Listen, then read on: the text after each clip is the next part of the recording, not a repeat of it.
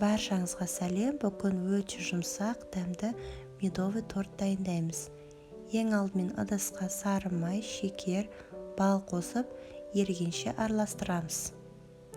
Жақсылап ерігеннен кейін үстіне ас содамызды қосып, тағы да араластырып отырамыз. Соданы қосқан кезде қоспамыз көпіріп, көлемі ұлғаяды. Осы кезде егер тестаңыз сәл темный болғанын қаласаңыз, осылай қатты қызарғанша газда ұстап қозғап тұрсаңыздар болады.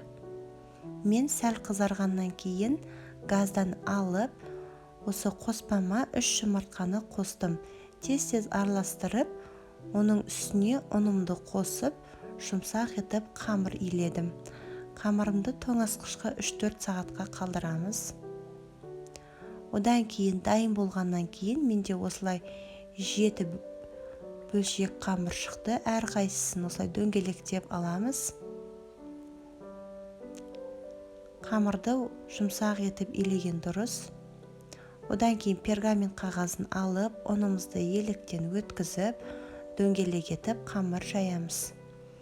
Қыздар, рецепттің видеосы өте қысқа, сондықтан мен толық рецепті описанияда міндетті түрде қалдырамын.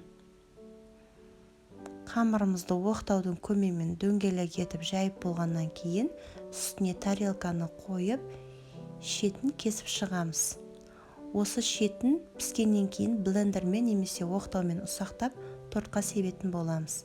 Шаңышқымен тесіп, пеште қызарғанша 4-5 минут бойы пісіріп аламыз. Креміне сгущенка, қаймақ, аздап творожный сыр қосып жақсылап араластырдым. Дайын болған кремімді әрбір коржикке 2 қасықтан жағып шықтым. Одан кейін ұсақталған коржиктерді осылай сеуіп, тортымызды әрлейміз.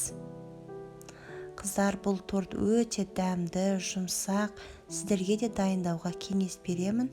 Менің каналыма тіркеліп, лайк басуды ұмытпаңыздар.